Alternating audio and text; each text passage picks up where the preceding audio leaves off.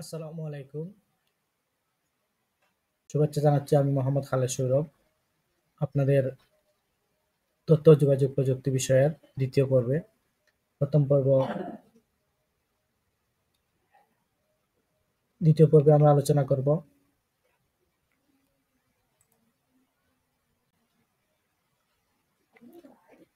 প্রথম পর্বে আমরা ১৫টি প্রশ্ন নিয়ে আলোচনা করেছিলাম। এখন আমরা ১৬ নম্বর থেকে আলোচনা শুরু করব। বাংলাদেশের সকল ডাকঘরে কোন সেবা পাওয়া যায়? অপশন: এটিএম সেবা, মোবাইল ব্যাংকিং, ই-কমার্স, ইএমটিএস। চলুন ব্যাখ্যা দেখি। Electronic money transfer system EMTS বাংলাদেশের ডাক বিভাগের ইলেকট্রনিক মানি ট্রান্সফার সিস্টেমের মাধ্যমে দেশের এক অঞ্চল থেকে অন্য অঞ্চলে নিরাপদে, দ্রুত ও কম খরচে টাকা পাঠানো যায়। ১ মিনিটের মধ্যে ৫০,০০০ টাকা পর্যন্ত পাঠানো যায়। দেশের প্রায় সকল ডাকঘরে এই সেবা আছে। তাহলে দেশের প্রায় সকল ডাকঘরে ইএমটিএস সেবাটি আছে। ইএমটিএস অর্থাৎ ইলেকট্রনিক মানি ট্রান্সফার সিস্টেম। আপনাদের প্রশ্ন আসতে পারে যে ইএমটিএস এর পূর্ণরূপ কি? তখন আপনারা দিবেন ইলেকট্রনিক মানি ট্রান্সফার সিস্টেম। অথবা প্রতিটি ডাকঘরে কোন সেবা পাওয়া যায়, এই প্রশ্নটি আসতে পারে। তাহলে এটির উত্তর হবে ইএমটিএস। বর্তমানে দেশে সকল জমির রেকর্ডের অনুলিপি অনলাইনে কোন সেবার মাধ্যমে সংগ্রহ করা যায়? অপশন আছে ই-পর্জি, ই-পর্চা, ই-স্বাস্থ্য, ই-কমার্স।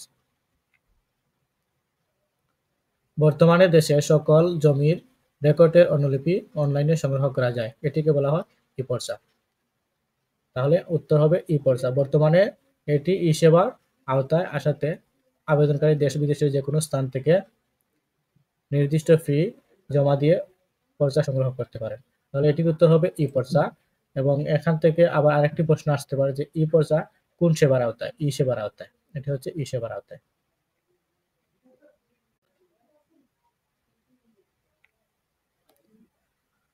কোনটি ব্যবহার করে একজন লোক বিশেষ চিকিৎসকের পরামর্শ পেতে পারেন?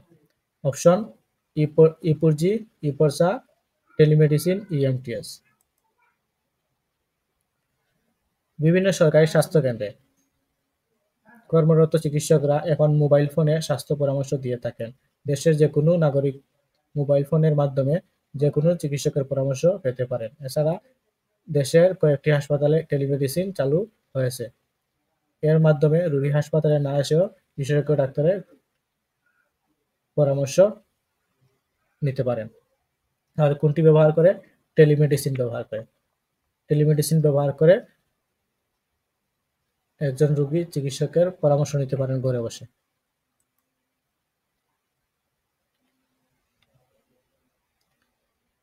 ফেসবুক কি উদ্দেশ্যে ব্যবহৃত হয়?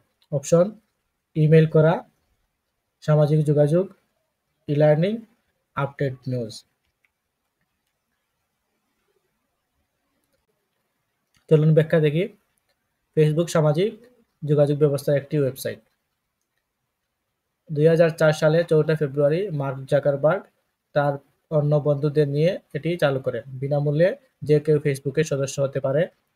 ব্যবহারকারীগণ বন্ধু সংযোজন, বার্তা প্রেরণ এবং তাদের ব্যক্তিগত তথ্য প্রকাশ ও আদান-প্রদান ও হালনাগাদ করতে পারে।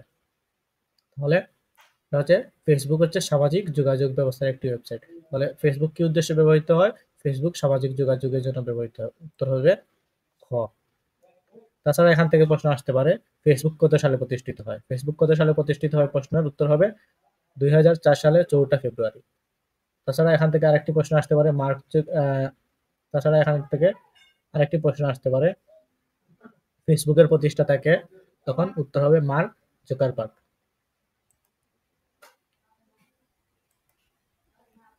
সিওডি এর পূর্ণরূপ কি? মোবাইল বা কার্ড ছাড়া ই-কমার্সে আরও একটি বিল পরিশোধ পদ্ধতি রয়েছে, এটিকে বলা হয় প্রাপ্তির পর পরিশোধ বা cash on delivery. Cash on ডেলিভারিকে সংক্ষেপে বলা হয় সিওডি। তাহলে এই পদ্ধতিতে ক্রেতা বিক্রেতার ওয়েবসাইটে বসে পছন্দের পণ্যটি অর্ডার দেন। বিক্রেতা যখন পণ্যটি ক্রেতার কাছে পাঠিয়ে দেন, ক্রেতা পণ্য পেয়ে বিল পরিশোধ করেন। এটাকে বলা হয় ক্যাশ অন ডেলিভারি বা কড, সিওডি কড। তাহলে উত্তর হবে ক্যাশ অন ডেলিভারি,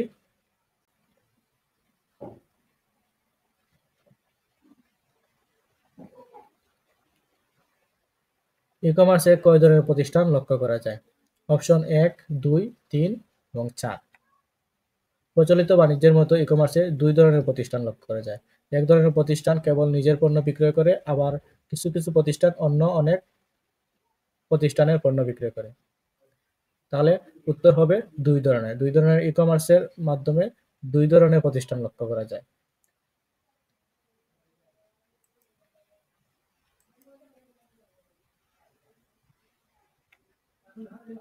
নতুন নতুন কর্মক্ষেত্র সৃষ্টি হচ্ছে কিসের কারণে? অপশন শিল্প কারখানার, আইসিটি শিক্ষার, উন্নত চাষাবাদের, ব্যবসা বাণিজ্যের। ব্যাখ্যা দেখি। বিশ্বের অন্যান্য দেশের মতো বাংলাদেশেও এখন কর্মক্ষেত্রে আইসিটির বহুমুখী প্রভাব ও ব্যবহার লক্ষ্য করা যাচ্ছে। এই প্রভাব ও পরিসর ক্রমাগত বেড়ে চলছে। কর্মক্ষেত্রে আইসিটির ২ ধরনের প্রভাব লক্ষ্য করা যায়। প্রথমত, প্রচলিত কর্মক্ষেত্রে আইসিটির প্রয়োগের ফলে কর্মদক্ষতা বৃদ্ধি এবং বাজার সম্প্রসারণ। অন্যদিকে আইসিটি নিজে নতুন নতুন কর্মক্ষেত্র সৃষ্টি করছে। তাহলে আইসিটি শিক্ষা, উত্তর হবে আইসিটি শিক্ষার কারণে নতুন কর্মক্ষেত্র সৃষ্টি হচ্ছে।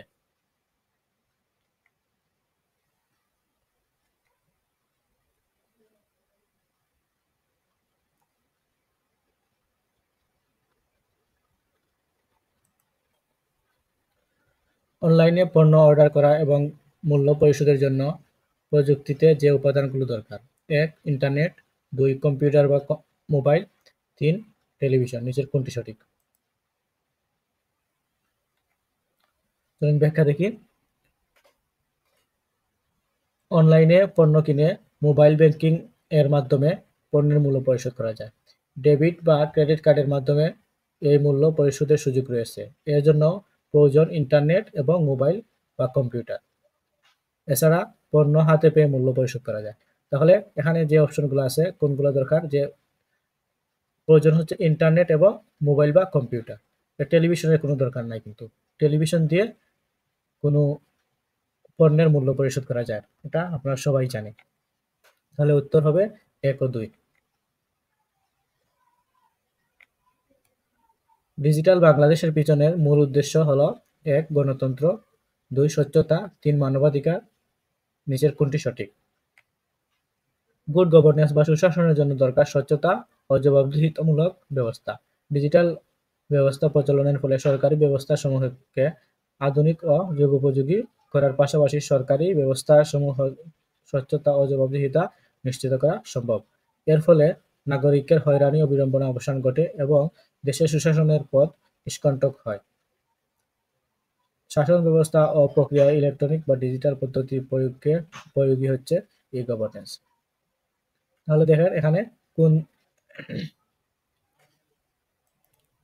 তাহলে দেখেন এখানে ডিজিটাল বাংলাদেশের পিছনে মূল উদ্দেশ্য কি হচ্ছে? গণতন্ত্র, স্বচ্ছতা, মানবাধিকার, তিনটাই আছে। তিনটাই আমাদের নিশ্চিত করছে ডিজিটাল বাংলাদেশ।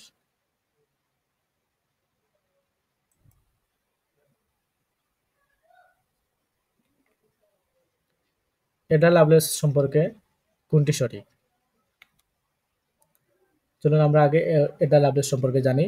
কবি লর্ড বায়রনের কন্যা এডা লাভলেস 1815 থেকে 1852। 1833 সালে চার্লস বেবেজের সাথে তার পরিচয় হলে তিনি চার্লস বেবেজের অ্যানালিটিক্যাল ইঞ্জিনকে কাজে লাগানোর জন্য প্রোগ্রামিং এর ধারণা সামনে নিয়ে আসেন। এই কারণে এডা লাভলেসকে প্রোগ্রামিং ধারণার প্রবর্তক বলা হয়। তাহলে দেখেন এখান থেকে অপশন হচ্ছে ক নম্বর অপশন হচ্ছে লর্ড বায়রনের কন্যা। তাহলে কবি লর্ড বায়রনের কন্যা কিন্তু এডা লাভলেস। প্রোগ্রামিং ধারণার প্রবর্তক, এখানে আমরা পেয়েছি যে এডা লাভলেস হচ্ছে প্রোগ্রামিং ধারণার প্রবর্তক। এবং 1833 সালে চার্লস বেবেজের সাথে পরিচয় হয়। তাহলে এখানে দেখেন আছে 1833 সালে চার্লস বেবেজের সাথে পরিচয় হয় এবং জন্ম হচ্ছে 1815 সালে। তাহলে সবগুলো অপশনই এখানে। চলুন পরের প্রশ্নটা দেখি। মাইক্রো ব্লগিং এর ওয়েবসাইট বলা হয় কোনটিকে? অপশন আছে Facebook, LinkedIn, Twitter, Pinterest. Twitter একটি সামাজিক যোগাযোগ ব্যবস্থা। এটিকে ব্যবহারকারীদের সর্বোচ্চ 140 ক্যারেক্টারের মধ্যে তাদের মনের ভাব প্রকাশ ও আদান-প্রদান করতে হয়। এজন্য এটিকে মাইক্রো ব্লগিং একটি ওয়েবসাইটও বলা হয়। 140 অক্ষরে এই বার্তাকে বলা হয় টুইট। টুইটারের সদস্যরা অন্য সদস্যদের টুইট পড়ার জন্য যে সদস্যকে অনুসরণ বা ফলো করতে পারেন।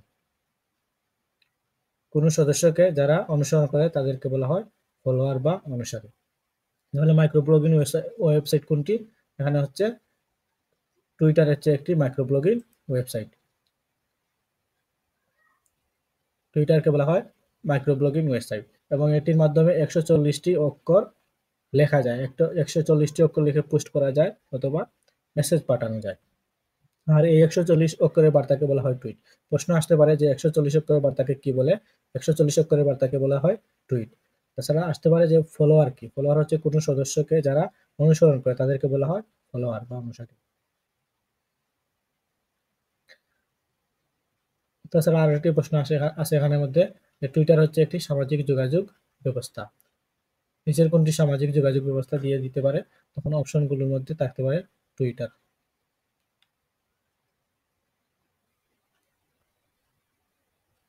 ফেসবুক চালু হয় কত সালে? অপশন আছে 2001, 2002, 2003 এবং 2004।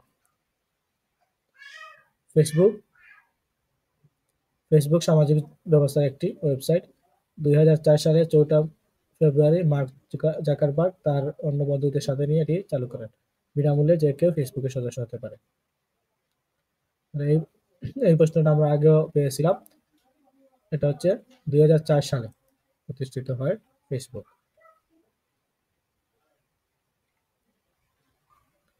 বিশ্বের সাথে তথ্য প্রযুক্তিতে তাল মেলাতে হলে বাংলাদেশকে এগিয়ে যাওয়ার গতি কেমন হবে? ধীর গতি, বড় বড় লাভ, গতানুগতিক, দ্রুত গতি। কিভাবে এগিয়ে গেলে আমরা বাংলাদেশ তাদের তাদের নাগাল পাবে?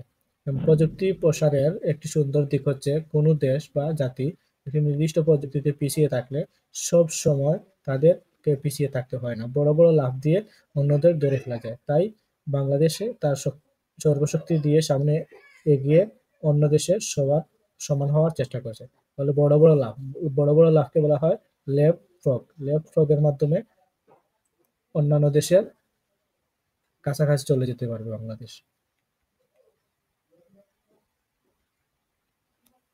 জ্ঞানভিত্তিক অর্থনীতির সূচনা ঘটেছে কোন শতকে? অপশন আছে 21 শতকে, 19 শতকে, 18 শতকে, 20 শতকে। অষ্টাদশ থেকে ঊনবিংশ শতাব্দীতে শিল্প বিপ্লবের পর মানুষের যন্ত্রের উপর নির্ভর করে পৃথিবীর অর্থনীতি নিয়ন্ত্রণ করেছে। পৃথিবীর যে সকল জাতি শিল্প বিপ্লবে অংশ নিয়েছে একসময় তারাই পৃথিবীকে নিয়ন্ত্রণ করেছে। 21 শতকে যখন জ্ঞানভিত্তিক অর্থনীতির সূচনা হয়েছে তখন আবার সেই একই ব্যাপার ঘটেছে। যারা জ্ঞানভিত্তিক সমাজ তৈরি করার বিপ্লবে অংশ নেবে তারাই পৃথিবীর চালিকা শক্তি হিসাবে কাজ করবে। তাহলে জ্ঞান ভিত্তিক অর্থনীতির সূচনা হয়েছে 21 শতকে, যখন জ্ঞান ভিত্তিক অর্থনীতির সূচনা হয়েছে। তাহলে উত্তর হবে 21 শতকে। 21 শতকে জ্ঞান ভিত্তিক অর্থনীতির সূচনা হয়।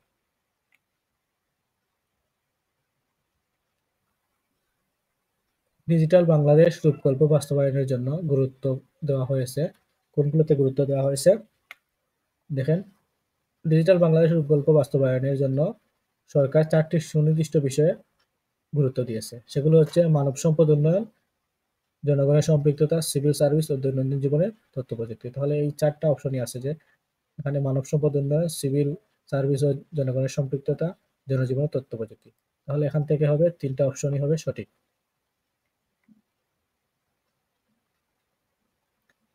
ডিজিটাল সংকেত: 1 তথ্যকে অঙ্কে পরিবর্তন করে, 2 কাটার মান প্রদর্শন করে, 3 কাটাবিহীন ঘড়ি প্রদর্শন করে। নিচের কোনটি সঠিক? ডিজিটের মাধ্যমে সংকেত প্রকাশের জন্য ব্যবহৃত এই ধরনের সংকেতকে ডিজিটাল সংকেত বলা হয়। কাঁটাবিহীন ঘড়ি ডিজিটাল সংকেত প্রদর্শন করে। তাহলে কাঁটাবিহীন যে ঘড়ি এটা হচ্ছে ডিজিটাল সংকেত প্রদর্শন করে। তাছাড়া হচ্ছে ডিজিটের মাধ্যমে সংকেত প্রকাশ করে। তাহলে ডিজিট মানে হচ্ছে অঙ্ক, অঙ্কের মাধ্যমে অঙ্কের তথ্যকে অঙ্কে পরিবর্তন করে। তাহলে এখানে উত্তর হবে 1 এবং 3।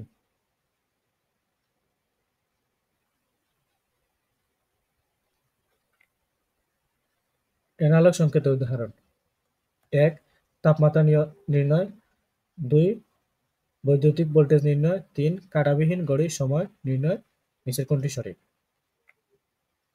পরিবর্তনশীল ডাটাকে যখন সংকেতের মাধ্যমে প্রকাশ করা হয় তখন তাকে অ্যানালগ সংকেত বলে। তাহলে এনালগ সংকেত কাকে বলে, এই প্রশ্নটা আসতে পারে।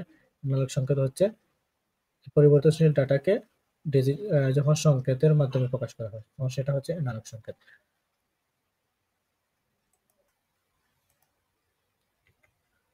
এখান থেকে উত্তর হবে ১ এবং ২। তাহলে ১ এবং ২ হচ্ছে তাপমাত্রা নির্ণয়ের জন্য ব্যবহার করা হয় এবং বৈদ্যুতিক ভোল্টেজ নির্ণয়ের জন্য ব্যবহার করা হয়। আর কাঁটাবিহীন ঘড়িতে সময় নির্ণয়, কাঁটাবিহীন ঘড়ি যেটা হচ্ছে সেটা হচ্ছে ডিজিটাল ঘড়ি, কারণ ডিজিটাল ঘড়িটা হবে না।